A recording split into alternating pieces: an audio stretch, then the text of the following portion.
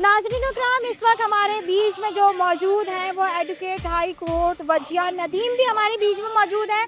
और ये वो लोग हैं जो कि किसी सियासी जमात से वास्ता नहीं रखते हैं, किसी रंगो नस्ल से वास्ता नहीं रखते हैं, यहाँ सिर्फ इंसाफ के लिए आए हैं, इंसाफ मांगने आए हैं। मैं इनसे भी जान लूँगी कि जो इस वक्त कराची की सूरत हाल है, क्या समझते हैं कि इस मुल्क में महफूज हैं आप? देखिए, मैं बहैसियत लीगल प्रैक्टिशनर यहाँ मौजूद हूँ, और उसके अलावा सबसे बढ़ के तो ये कि मैं कराची की रेजिडेंट हूँ। मैं यहीं पैदा हुई हूँ, मैं यहीं बड़ी हुई हूँ। पिछले 4 जनरेशन से हम ये देखते आ रहे हैं कि किस तरीके से कत्लो गारत चल रही है हमारे मुल्क में। कराची की अगर बात करें तो कराची तो एक लावारिस शहर की तरह इस वक्त आपके सामने है, और कितने लड़के, कितने जवान अब तक जा चुके हैं। हमें अफसोस के साथ ये कहना पड़ रहा है कि हम वकील होके भी, हम लॉ के स्टूडेंट होके भी, हम लीगल प्रैक्टिशनर होके भी इस टाइम इतना बेबस महसूस कर रहे हैं ख़ुद को, क्योंकि हम उन फैमिलीज़ को जवाब नहीं दे पा रहे। इंसाफ तो दिलवाना को बहुत दूर की बात है।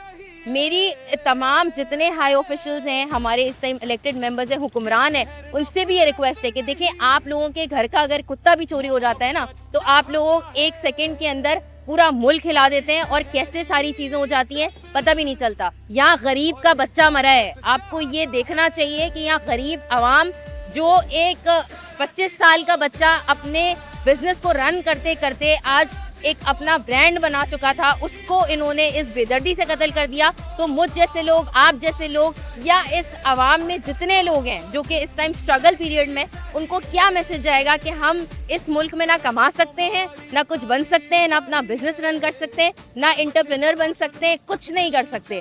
तो इस टाइम पे हमारा यहाँ खड़े होने का मकसद सिर्फ यही है कि हम आवाज़ तो बुलंद कर सकते हैं ना। आप हमारी आवाज़ तो नहीं दबा सकते ना।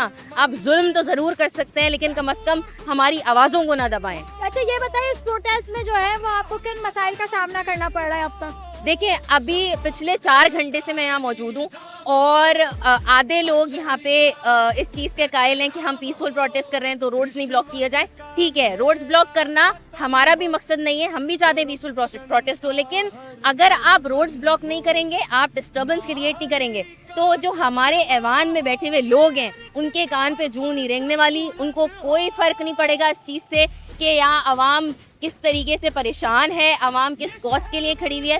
बिजली, आटा, पानी, कपड़ा, मकान, इसकी जंग तो पिछले कितने सालों से चल रही है। अच्छा, ये तो नारे भी हम सुनते हैं ना, मगर मिलता क्या है? मिलता कुछ नहीं है। लेकिन इस टाइम पे जिस कॉज के लिए खड़े हुए हैं ना, वो कॉज बहुत बड़ा कॉज है। देखें, आज मैं, आप, कल को कोई भी इसका शिकार हो सकता है। कितनी फैमिलीज रुल गई हैं सिर्फ इन चीज़ों के पीछे कि हमारे मुल्क में इंसाफ किसी को नहीं मिलता। इसलिए रोड में आने का मकसद ही यही है आवाम का, कि आवाम अब बेबस हो चुकी है, आवाम अब परेशान है, आवाम चाहती है कि अब रोड पे निकल के अगर हमारे मसले का हल निकले, तो शायद अब हम अपनी मदद आपके तहत रोड्स पे आ जाएं और प्रोटेस्ट करें और अपनी आवाज़ बुलंद करें, क्योंकि इसके अलावा उनके पास अब मुझे नहीं लगता कि कोई और रास्ता बचा। बहुत बहुत शुक्रिया। और बिल्कुल एक हकीकी बात है कि ये अवाम जो है वो इतनी लाचार हो चुकी है, इतना जुल्म होता है इस कराची अवाम के साथ जो हो रहा है मुसलसल। कभी देखा जाए ज़बानों के नाम पे लड़वा दिया जाता है, कभी महंगाई का बुरान डाल दिया जाता है, और फिर अगर हम माओ की बात करें, सोचें उन माओ के ऊपर क्या गुजरती होगी जो कि घर से बच्चा एक जब रोज़ी कमाने के लिए निकलता है या पढ़ने के लिए निकलता है,